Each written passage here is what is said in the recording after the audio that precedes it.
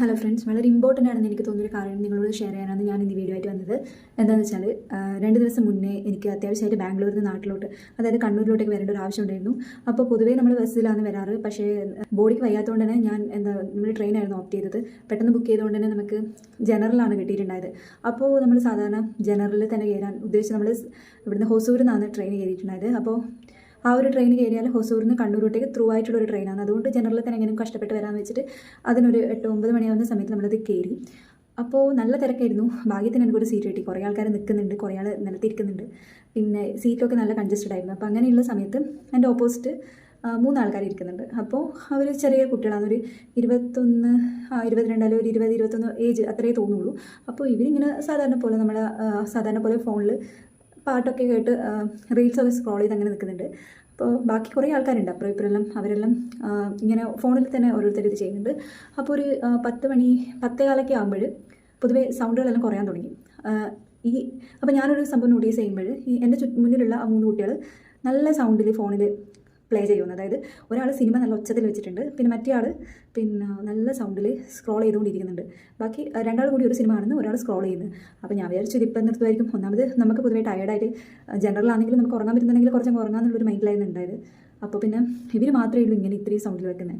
ബാക്കിയുള്ള ആൾക്കാർ സംസാരിക്കുന്ന കുറച്ച് ആൾക്കാരുണ്ട്, എന്നാലും സൗണ്ട് ഇത് ഭയങ്കര സൗണ്ട് നോയ്സായിട്ട് തോന്നി. തൊട്ടപ്പുറം ഇരിക്കുന്ന ആൾക്കാരെല്ലാം ഇയർഫോൺ യൂസ് ചെയ്യുന്നുണ്ട്. ഞാൻ വിചാരിച്ചു ഇത് ഏതെങ്കിലും തമിഴ്നാട്ടുകാരനോ അങ്ങനെ എന്തെങ്കിലും ആയിരുന്നു വിചാരിച്ചു. അതെൻ്റെ തെറ്റായ ധാരണയായിരുന്നു. കാരണം അത് മലയാളികളായിരുന്നു. 3 ആ കുട്ടികൾ മലയാളികളായിരുന്നു. അതെന്നെ ഷോക്ക് ചെയ്തതെന്ന് വെച്ചാൽ നമ്മൾ പൊതുവേ ഭയങ്കര എഡ്യൂക്കേറ്റഡ് ആണ്, എങ്ങനെയാണ് ഒരു സ്ഥലത്ത് പെരുമാറേണ്ടത് എന്ന് അറിയും എന്നുള്ള രീതിയിൽ ചിന്തിക്കുന്ന ആൾക്കാരാണല്ലോ. പക്ഷേ ഇവർക്ക് അങ്ങനത്തെ ഒരു ബോധവും ഇല്ല. 10 മണി കഴിഞ്ഞു, 10:30 കഴിഞ്ഞു, ഇവർ ഫുള്ള് സൗണ്ട് തന്നെ.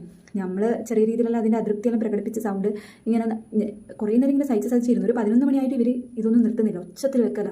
അപ്പോൾ പിന്നെ എങ്ങനെയെങ്കിലും ഇത് പറയണമെന്ന് തോന്നി, ഇതൊന്ന് സൗണ്ട് കുറക്കാൻ വേണ്ടി. പക്ഷേ എങ്കിൽ ഞാനല്ലോ ഞാൻ ഈ ഏജിലുള്ളവർ പഠിപ്പിക്കുന്നതാണ്. അപ്പോൾ നമുക്ക് ചില ആൾക്കാരെ നമുക്ക് മനസ്സിലാവുന്നത് നമ്മൾ റെസ്പോണ്ട് ചെയ്യാൻ പാടില്ല എന്നാണ് എൻ്റെ ഒരു ഇത്. അതായത് എല്ലാവരും ഒരുപോലെ റെസ്പോണ്ട് ചെയ്യണമെന്നില്ല. ഒന്നാമത് ഈ ട്രെയിനിൽ രാവിലെ വരെ അവിടെ തന്നെ ഇരിക്കേണ്ട ആളാണ് ഞാൻ. അപ്പോൾ പിന്നെ ഞാൻ കയറി പറഞ്ഞു ഇനി വേറെ എന്തെങ്കിലും വാക്ക് തീർക്കാൻ വേണ്ടെന്ന് വെച്ചിട്ട് കുറേ നേരം മിണ്ടാണ്ടിരുന്നു. ഇങ്ങനെ മനസ്സിലിങ്ങനെ വിചാരിക്കണം ആരെങ്കിലും ഇതിനെതിരെ ഒന്ന് റിയാക്ട് ചെയ്തിനെങ്കിൽ. പക്ഷേ കുറേ നേരമൊന്നും ആരും മിണ്ടിയിട്ടില്ല. ഈ ഒരു 11 മണിയായിട്ട് ഇവരിങ്ങനെ നിർത്താണ്ടിരുന്ന സമയത്ത് എൻ്റെ ഹസ്ബൻഡ് തന്നെ ഒന്ന് സൗണ്ട് കുറക്കാൻ പറ്റും. സൗണ്ട് അവർ കുറച്ചു.